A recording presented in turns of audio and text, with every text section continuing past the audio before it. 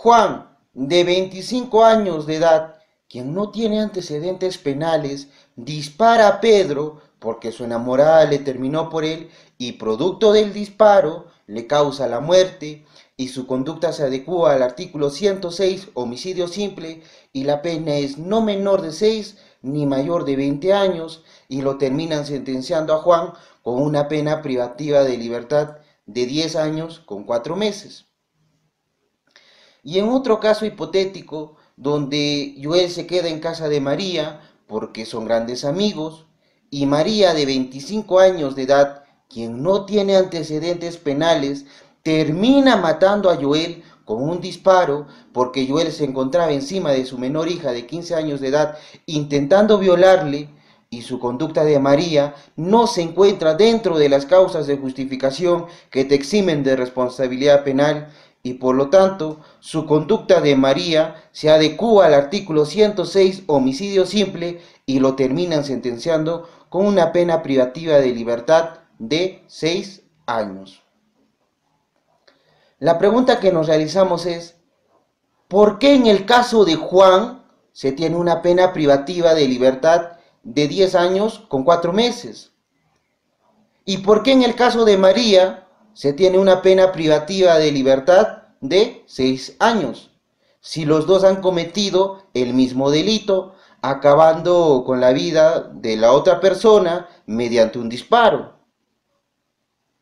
Eso se debe al principio de proporcionalidad de la pena, que es un valor constitucional implícitamente derivado del principio de legalidad penal, así reconocido en el artículo 2, inciso 24, literal D de nuestra Constitución Política del Perú, en interpretación conjunta con el último párrafo del artículo 200 de la Constitución, en el que se reconoce explícitamente el principio de proporcionalidad y que también se encuentra regulado en nuestro Código Penal en su artículo 8 del título preliminar.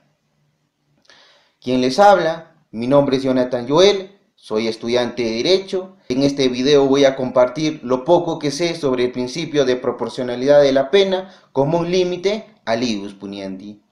Los temas que se analizará en este video es primero su regulación legal, luego qué se entiende por principio de proporcionalidad de la pena y también veremos las manifestaciones del principio de proporcionalidad de la pena, es decir, la proporcionalidad abstracta y la proporcionalidad concreta. Y finalmente veremos los parámetros de la proporcionalidad, es decir, la gravedad del hecho delictivo y la gravedad de la pena. Para los que no me conocen, soy de explicar primero la parte teórica, luego un par de ejemplos y finalmente la conclusión de todo lo explicado. Y si hubiera dudas respecto a este tema u otros temas relacionados al derecho penal, al derecho procesal penal, siéntanse en la confianza de escribirme a mi página de Facebook.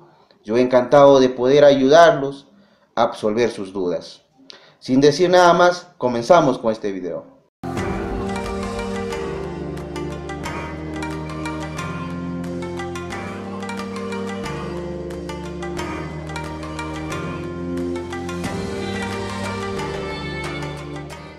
Amigos, este principio de proporcionalidad de la pena actúa como un límite del ejercicio de la violencia punitiva que está destinado a tutelar la libertad y la dignidad humana. Este principio de proporcionalidad de la pena se encuentra regulado en el artículo 8 del título preliminar de nuestro Código Penal, que establece lo siguiente. Proporcionalidad de las sanciones. La pena no puede sobrepasar la responsabilidad por el hecho. Esta norma no rige en caso de reincidencia ni de habitualidad del agente al delito. La medida de seguridad solo puede ser ordenada por intereses públicos predominantes. Ustedes recordarán de su curso de introducción al derecho que la norma jurídica consta de un supuesto de hecho y una consecuencia jurídica. En la norma penal, el supuesto de hecho es el delito y la consecuencia jurídica son las sanciones penales, es decir, las penas y las llamadas medidas de seguridad. Y es por eso que en el presente artículo consagra dos principios rectores de la imposición de las consecuencias jurídicas del delito que vienen a ser las penas y las llamadas medidas de seguridad. En cuanto a las penas, establece que su cantidad no puede sobrepasar la responsabilidad por el hecho. Y en cuanto a las medidas de seguridad, requiere para su imposición la existencia de intereses públicos predominantes. Por lo tanto, en este video solo corresponde hablar del principio de proporcionalidad de la pena. Ya en otro video vamos a analizar en qué consiste la proporcionalidad en las medidas de seguridad. Consiguientemente nos preguntamos, ¿qué se entiende por principio de proporcionalidad de las sanciones? En un sentido general, significa que la gravedad de la pena o de las medidas de seguridad debe hallarse en relación con la gravedad del hecho cometido o la peligrosidad del sujeto. Es decir, no es lícito castigar con una larga pena de privación de libertad un hurto insignificante, ni puede ser sometido a una importante medida privativa de libertad quien demuestra solamente peligro de cometer algún hecho de escasa trascendencia. Ahora nos preguntamos, ¿qué se entiende solamente por el principio de proporcionalidad de la pena? Desde una perspectiva sustancial del Código Penal, se entiende que las sanciones penales, me refiero a las penas a imponer a cada caso en concreto, deben ser impuestas en su cantidad teniendo en cuenta el daño causado a la víctima, el daño social causado con el hecho punible y el grado de culpabilidad. Por otro lado, constitucional y procesalmente se le concibe como la búsqueda de igualdad o equilibrio dentro del sistema penal entre los derechos del Estado y de la sociedad y los derechos y garantías del investigado. Consiguientemente nos preguntamos, ¿a quién está dirigido este principio de proporcionalidad de la pena? Está dirigido al ejercicio del poder penal, tanto del poder legislativo como del poder judicial. Y es así que la doctrina penal empieza a hablar de su doble manifestación, que son la proporcionalidad abstracta, que está dirigida al legislador, y la proporcionalidad concreta, que está dirigida al juez. La pregunta que nos formulamos es, ¿qué se entiende por proporcionalidad abstracta? Se entiende como la observancia que tiene lugar en la propia creación de las leyes penales, es decir, una vez admitida la necesidad de castigar penalmente cierta clase de conducta socialmente perturbadora, deberá precisarse luego el tipo de pena y la cantidad abstracta y que resulten proporcionales al hecho previsto en la ley penal. En ese sentido, la proporcionalidad de la pena abstracta con el hecho solamente podrá establecerse en función de tal interés, es decir, entre el bien jurídico y la modalidad de ataque tipificada. Es decir, resulta la consecuencia de castigar con penas más graves las lesiones o los intereses más importantes como la vida o la integridad física, o también que una lesión de un bien jurídico debe castigarse más gravemente que su sola puesta en peligro. Igualmente, la lesión cumulativa de bienes jurídicos más que la lesión de uno solo de ellos, la comisión dolosa más que la culposa. Invertir esa relación de gravedad constituiría un atentado contra el principio de proporcionalidad en el nivel de las conminaciones penales. Por ejemplo, en nuestra legislación peruana, con la profesa postura neocriminalizadora, significó un motivo de enojo de los marcos penales en el ámbito del derecho penal patrimonial, concretamente el delito de robo agravado, artículo 189 del Código Penal, al haberse incorporado la pena de cadena perpetua en el marco penal imponible, habiéndose producido resultados en realidad irracionales y desproporcionados, de haber condenado con penas de 15 a 20 años de pena privativa de libertad a individuos por el solo hecho de haber sustraído dinero u otros bienes mediante un empujón a la víctima.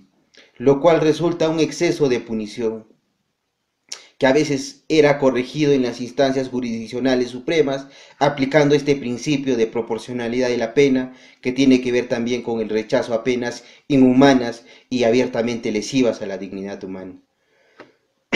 Entonces, se trata en cualquier caso de límites externos a la determinación del marco penal máximo de una pena, lo que le pone un límite al legislador, ya que ninguna pena puede afectar la dignidad humana o resocializar al sujeto. De tal manera, en nuestro Código Penal, en la parte especial, tenemos una cantidad de delitos que contienen sus sanciones con una pena mínima y una pena máxima, en algunos delitos sus agravantes. Por lo tanto, para aplicar esa sanción penal al infractor de la norma, nuestro legislador ha establecido o ha regulado los presupuestos que deben concurrir para imponer una pena y para fijar su contenido. Y esto nos da pase a preguntarnos, ¿qué se entiende por proporcionalidad concreta? Se entiende que en función de la mayor o menor concurrencia de uno u otro tipo de circunstancias atenuantes o agravantes, el juez podrá establecer la pena en un determinado tramo del marco penal abstracto, es decir, los llamados tercios. En aquí ya ingresa la operación o la fórmula matemática, por llamarlo así, que se realiza para calcular la pena en el sistema de tercios, es decir, suma, resta, división, multiplicación. Yo me comprometo en el próximo video a explicar la fórmula matemática de cómo se calcula la pena en el sistema de tercios. Como bien sabemos, los tipos penales regulados en nuestro Código Penal en la parte especial no describen un hecho particular ni establecen una pena específica para el caso en concreto, sino que esa labor la dejan propiamente en manos del juez penal. Es por eso que este principio de proporcionalidad de la pena concreta está dirigida como un límite al juez. En la proporcionalidad concreta se debe de tener en cuenta varios aspectos. Uno de ellos es cuando el presente artículo 8 del título preliminar del Código Penal señala que la pena no puede sobrepasar la responsabilidad por el hecho. Se sustenta en los fines de la pena que está amparado en el artículo 139, inciso 22 de nuestra Constitución Política del Perú, que establece que se tiene por objeto la reeducación, la rehabilitación y la reincorporación del penado en la sociedad. En tal sentido, se prohíbe una sanción excesiva.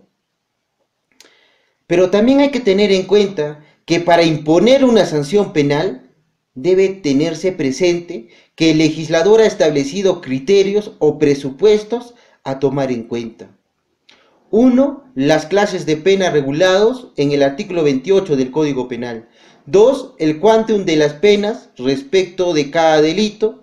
Y 3. Se han fijado los criterios necesarios para individualizar la pena judicialmente, que permite apreciar razonablemente el daño y la trascendencia de la acción desarrollada por el agente culpable bajo el criterio de la individualización, así como cuantificar la gravedad del delito y su modo de ejecución, el peligro ocasionado y la personalidad o capacidad del presunto delincuente, que comprende la edad, la educación, su condición económica, su medio social, entre otros, conforme lo disponen los artículos 45, 45A y 46 del Código Penal. Y estos temas lo veremos detalladamente en los próximos videos cuando ingresemos a analizar la aplicación y determinación de la pena, pero solo pondré un ejemplo para que se tenga una idea sobre la proporcionalidad concreta. Por ejemplo, en el caso hipotético que he narrado al inicio del video, Juan, de 25 años de edad, quien no tiene antecedentes penales, dispara a Pedro porque su enamorada le terminó por él y producto del disparo le causa la muerte y su conducta se adecúa al tipo penal de homicidio simple, artículo 106 del Código Penal, que tiene una sanción de pena privativa de libertad no menor de 6 ni mayor de 20 años, el fiscal solicita al juez que se le imponga una pena privativa de libertad de 15 años para Juan. Y el juez en el juicio oral sentencia condenándolo con 13 años de pena privativa de libertad. Y la pregunta es, ¿se estaría vulnerando el principio de proporcionalidad de la pena?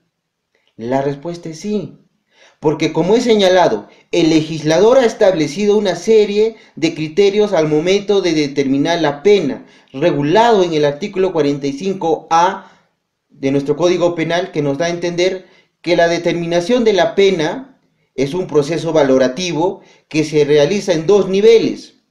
El primero consiste en determinar el marco punitivo general. En el presente caso de Juan es el delito de homicidio simple, y su marco punitivo de este delito de homicidio simple es no menor de 6 ni mayor de 20 años. Y ese marco punitivo tengo que dividirlo en tres partes, y ahí viene el sistema de tercios: tercio inferior, tercio intermedio y tercio superior. El segundo paso, una vez determinado el tipo legal abstracto aplicable, consiste en la evaluación de las circunstancias atenuantes o agravantes que se pueden presentar en el caso. Y en el caso de Juan, hemos dicho que no tiene antecedentes penales.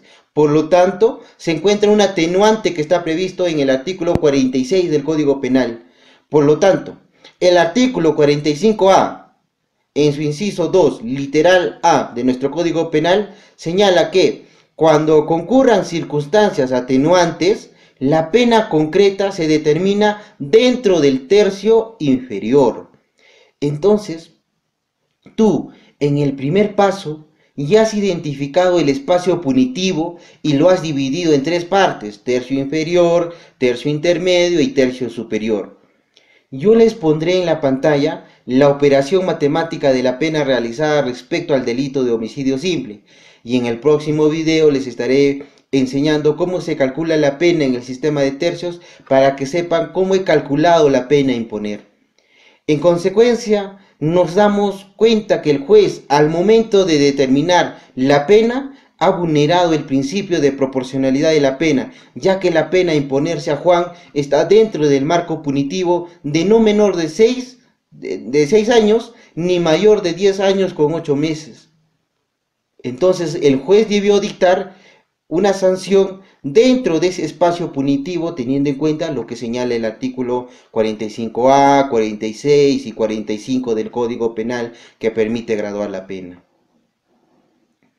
Eso es un ejemplo hipotético corto para que se entienda la idea de la proporcionalidad concreta. Ahora se preguntarán, Joel, hay tipos penales que solamente te establecen solo la pena mínima o bien la pena máxima, como es en el caso de homicidio calificado, artículo 108 del Código Penal.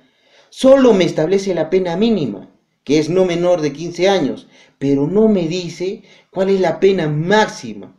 ¿Cómo puedo saber cuánto es la pena máxima a imponer y así poder calcular la pena en el sistema de tercios? Tú te ubicas en el artículo 29 del Código Penal, que establece la duración de la pena privativa de libertad y que señala que se tendrá como pena privativa de libertad de duración mínima de 2 días y la pena privativa de libertad máxima tendrá una duración de 35 años.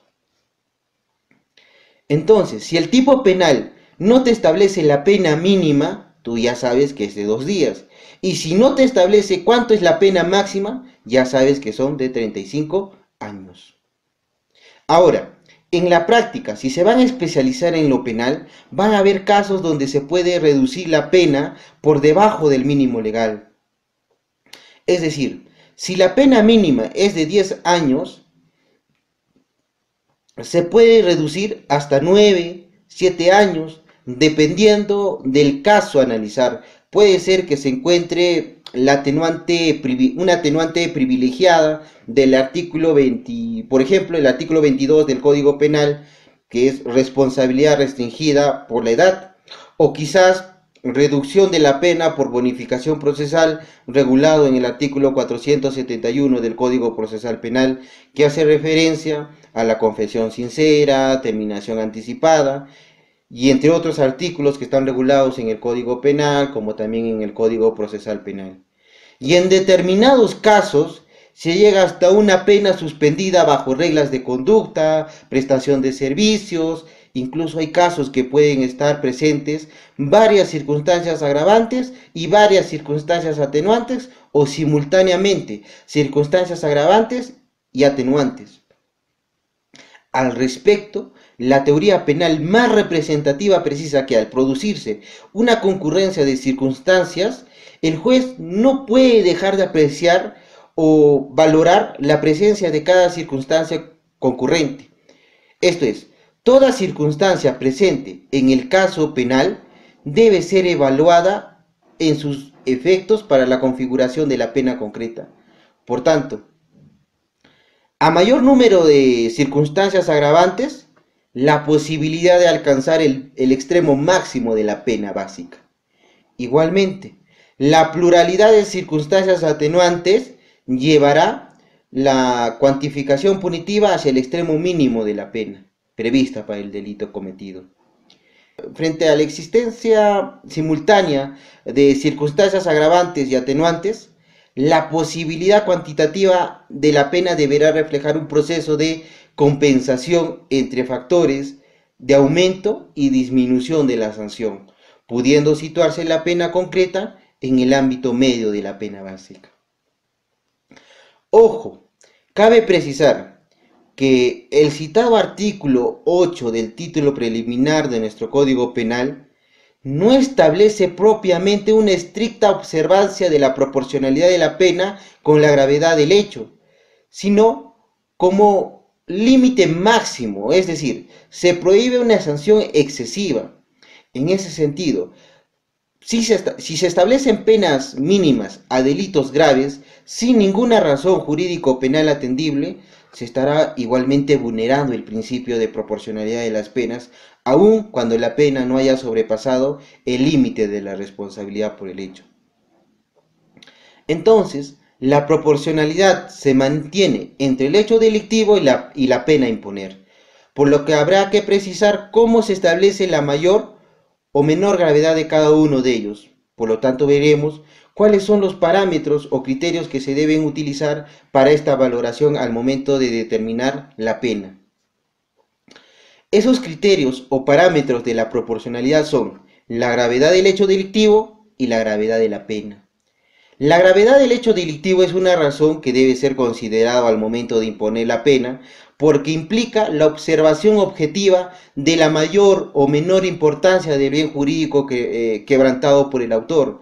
Es decir, el delito de homicidio se castiga más que un delito de hurto. También se tiene en cuenta la lesión de un bien jurídico que debe castigarse más gravemente que su sola puesta en peligro. La lesión cumulativa de bienes jurídicos más que la lesión de uno solo de ellos. La comisión dolosa más que la culposa. Y también se debe de tener en cuenta las circunstancias de tiempo, modo, lugar, etcétera, que estuvieron presentes en la realización del comportamiento ilícito. Una vez analizado el hecho delictivo, se ingresa a analizar la gravedad de la pena, es decir, qué clase de pena le vamos a imponer al sujeto que ha infringido la norma. Puede ser una pena privativa de libertad, una pena restrictiva de libertad, quizás penas limitativas de derechos, o quizás una pena de multa, que están regulados en el Código Penal artículo 28. Y la pena privativa de libertad se ha constituido en la forma de reacción penal que mejor se ajusta en los delitos más graves. Y para los delitos menos graves habrá que recurrir a otras clases de pena según sea el caso en concreto, por ejemplo, una multa, una inhabilitación, una prestación de servicios comunitarios o limitación de días libres. Entonces, todo eso va a depender de cada caso en concreto a analizar. En una primera conclusión de todo lo señalado, el principio de proporcionalidad de la pena es un límite a la potestad punitiva del Estado, que consiste en el juicio de ponderación entre la carga coactiva de la pena y el fin perseguido por la conminación legal. Es decir, tiene que existir una proporcionalidad entre la gravedad del delito y la pena a imponer. Una segunda conclusión: el derecho penal peruano reconoce al magistrado la potestad de fijar la pena privativa de libertad en atención al principio de proporcionalidad de las sanciones que recoge el Código Penal, por lo cual la sanción debe guardar relación con el daño causado y con el bien jurídico protegido. Una tercera conclusión: en cuanto a las penas imponibles a los hechos punibles, se encuentran temporalmente definidas en los tipos penales. Me refiero a los delitos que están regulados en el Código Penal en su parte especial, es decir, establece cada tipo penal su pena a imponer en un quantum mínimo y en un quantum máximo. Y el legislador tomó razón de que el delito puede configurarse según una pluralidad de datos que lo hacen más o menos reprochable según el móvil, el medio utilizado, las formas de ejecución, la intensidad de la energía criminal y de acuerdo al estatus social del autor.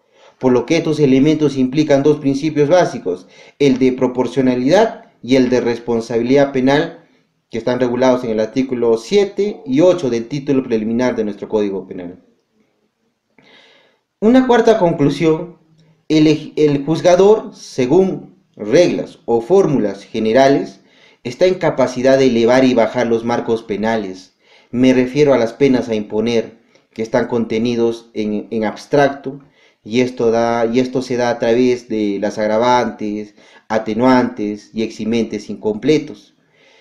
Y esto es porque sería injusto aplicar una misma pena a aquellos que infringieron la norma, porque no todas las personas son iguales. Si bien integramos un mismo género, somos humanos, reaccionamos de distintas maneras, como en el caso de Juan y María. Son reacciones de distintas maneras ante las diversas situaciones que se presentan. El ser humano no es un robot o un ser autómata, responde de acuerdo a diversos niveles de motivaciones y conforme a la configuración de la voluntad humana.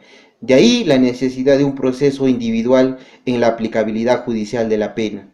Si alguna necesidad se deriva del proceso de individualización de la pena, es precisamente la existencia de ciertos márgenes en los que con o sin auxilio legal puede moverse la decisión judicial, porque la ley, al prever un hecho sancionable como delito, es fruto de un proceso de abstracción y no puede tener en cuenta todos los datos particulares del hecho, como las circunstancias de tiempo, lugar, medios utilizados, características personales del autor, etc., de los que el juez va a disponer para enjuiciar un caso en concreto. Y finalmente, el proceso de conminación legal en abstracto es una formulación de contenido simbólico normativo porque busca internalizarse en la mente de los sujetos a fin de que se abstengan a cometer delitos. A tal efecto sanciona con una pena el hecho prohibido, determinando a estos a obedecer el mandato determinativo.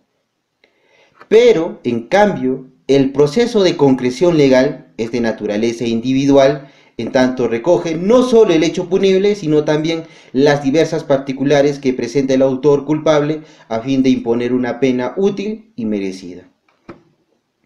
Bueno amigos, esto ha sido todo, y ante cualquier duda que tengan relacionado al derecho penal, procesal penal, que es en lo que me voy a especializar, incluso sobre introducción al derecho, acto jurídico, teoría de la prueba, teoría del proceso, derechos fundamentales, por favor siéntanse con la confianza de escribirme. Yo encantado de ayudarlos, de absolver sus dudas, porque es otra manera de poder aprender.